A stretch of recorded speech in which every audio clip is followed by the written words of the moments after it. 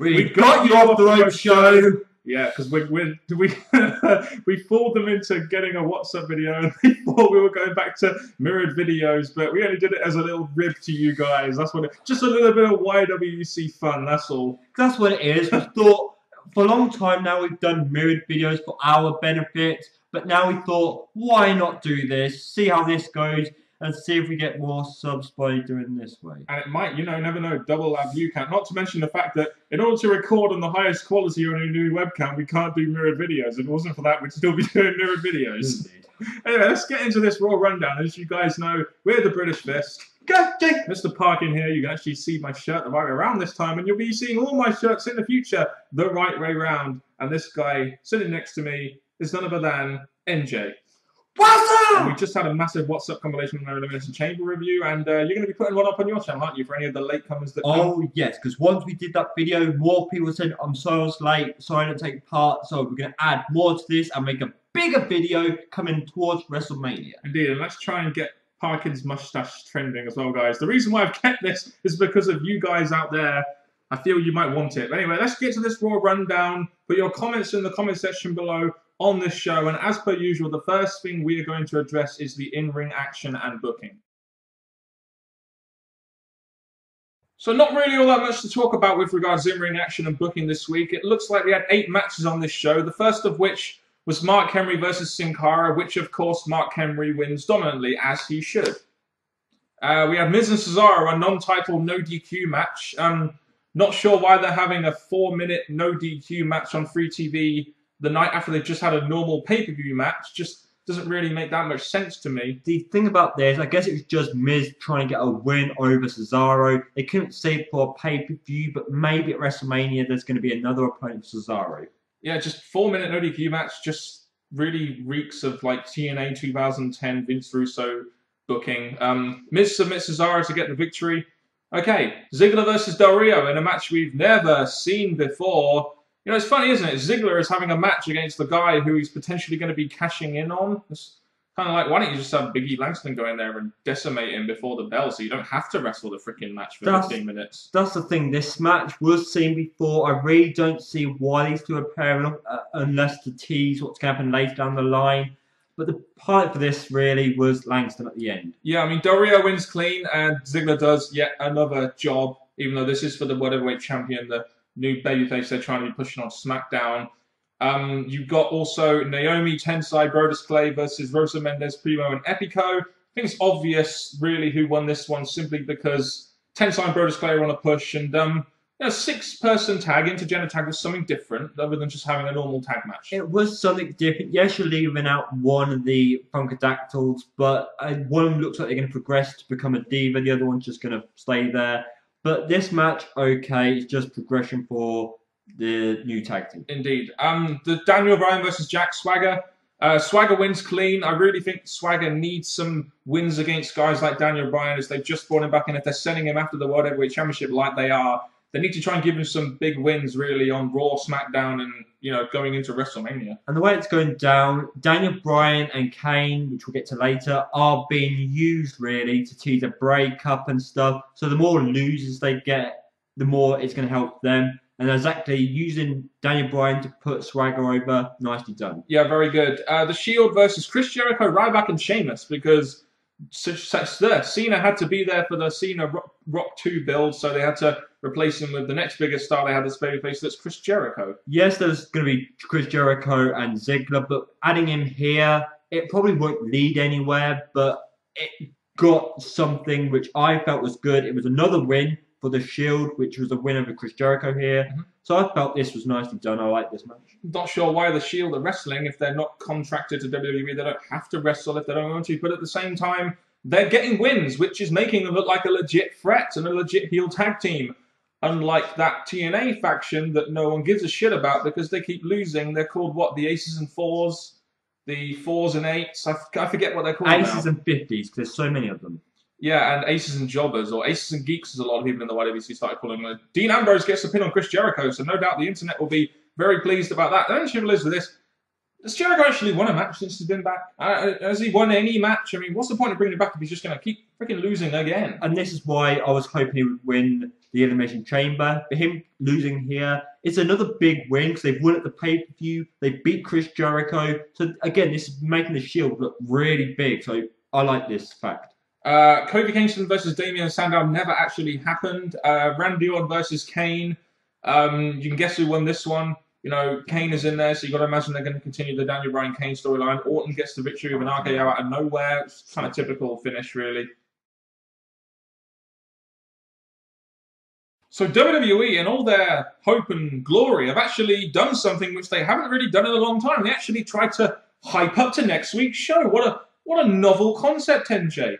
This idea has definitely got us wanting to see, or some fans wanting to see next week, because as soon as this first bit actually happened, predictions came in mind, it hyped up next week. So I think that the WWE should use this, especially as they build towards WrestleMania more and more. Indeed, they're going to have to get people anticipated for the Raw shows, especially seeing as a lot of people really aren't watching Raw anymore, even though the ratings are back up.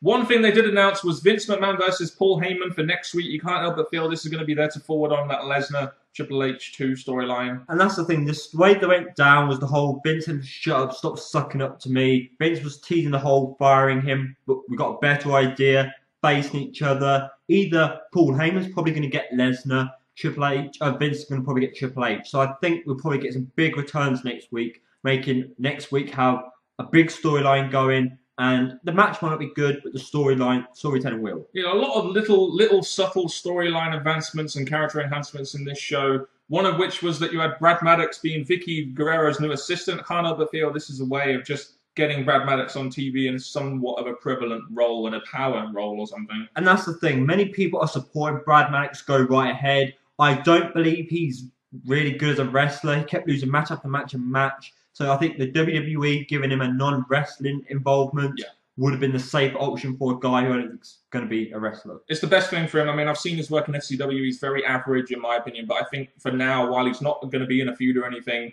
get him on an off-screen role, a power role that won't involve him being in the ring. All right, Brad. Excuse me. R-Truth and Kofi could be coming back as a tag team. They had that segment where Sandow beat down Kofi Kingston and R-Truth came to his aid. Do you think this could be do you think this could be some kind of tag team feud, maybe with Cody Rhodes, maybe coming bringing back the team that just broke up? Okay, WWE. Continuancy there for you. Yeah, so the fact they're bringing all these tag teams, reuniting them, I think, to be honest, more tag teams the better. If Cody Rhodes and Damien Sandow are not doing anything, probably build up a big WrestleMania-worthy match with more than just two tag teams could be an idea. Imagine if they have more than one tag team match. I mean, we barely get an actual tag title match on the WrestleMania, so they might do two. You never know. Ziggler's failed cash-in attempt. This was at the end of the Del Rio Ziggler match. You know, Ziggler facing the guy who we could just cash the Money in the Bank in on. After that, we had Big E Langston beating down Alberto Del Rio. He goes to cash it in, but Ricardo runs away with the briefcase, allowing Del Rio to end the segment on top.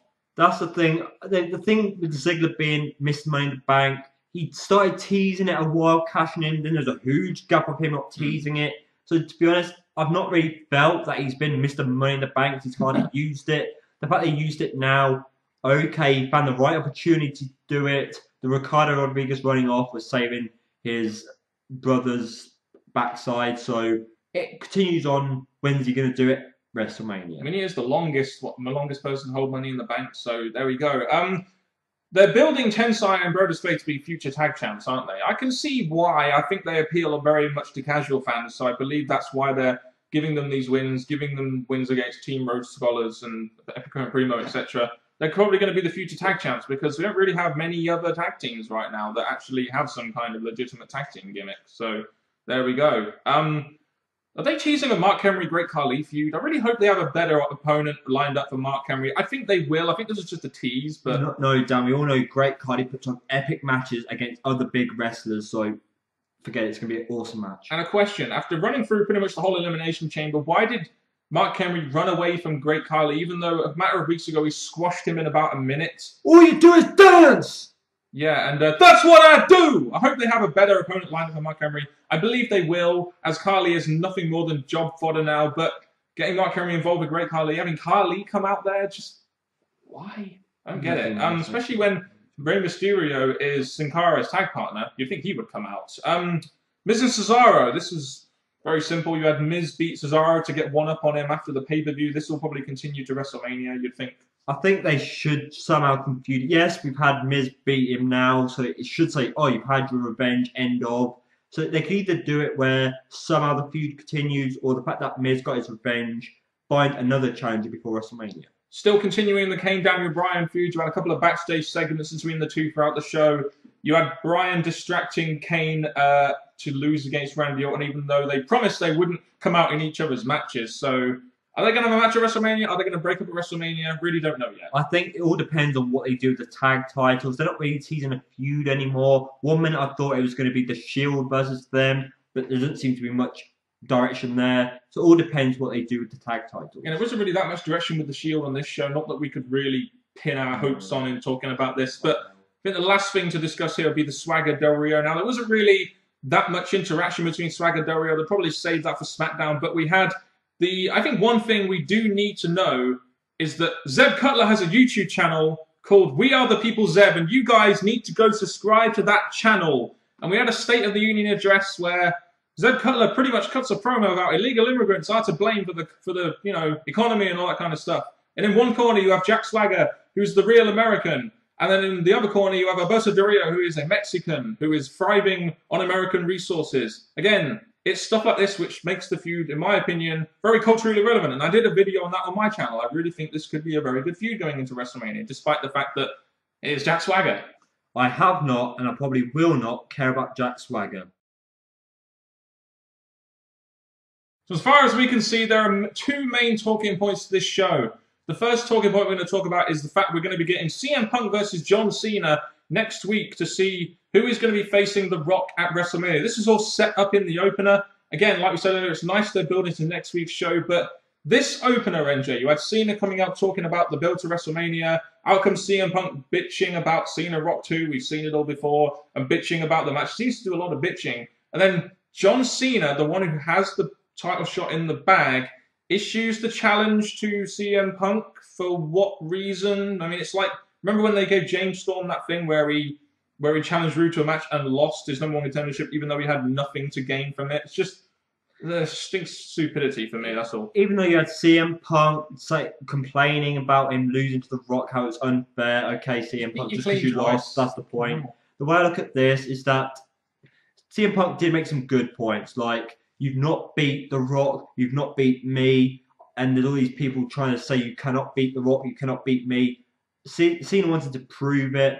I do like that idea because next week it's his chance to prove that he can beat Punk, then go and beat The Rock. So the way they set this up, and plus, if it happens next week when it ends with a DQ, it looks like that second in a lifetime is going to be altered, so fans probably appreciate it more.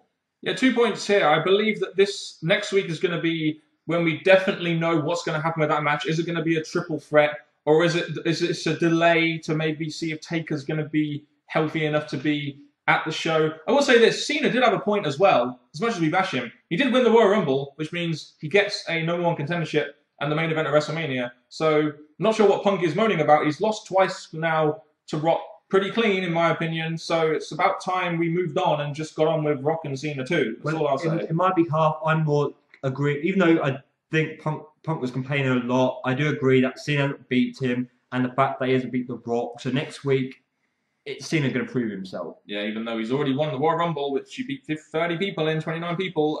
So Punk versus Cena's next week to see who's going to face The Rock at WrestleMania. Should be a pretty big mate. You think this would definitely be main event. We also, the biggest news of the night, really, and you'll see it in the thumbnail as well. Don't forget that. We had a new WWE title belt presented by The Rock. Now, they said The Rock was going to be there for a celebration. I could talk about the segment, but really, I don't really want to focus on the segment because the whole segment was about that new belt. You know, they finally got rid of that spinner belt. It's something we've been complaining about for ages. Rock even said it looked like a toy. The new belt, though, what do you think to the new belt? I must admit, I it's definitely an improvement and it's definitely a change. What do you think of the actual belt itself? First, I want to thank G because this belt is a lot better than that stupid spinner belt. The Rock even said stupid toy. I really like that. And we get to see this. Those ball things at the side are temporary just for The Rock while he holds it. I've seen the other belt with the WWE logo on the side, so that's fine.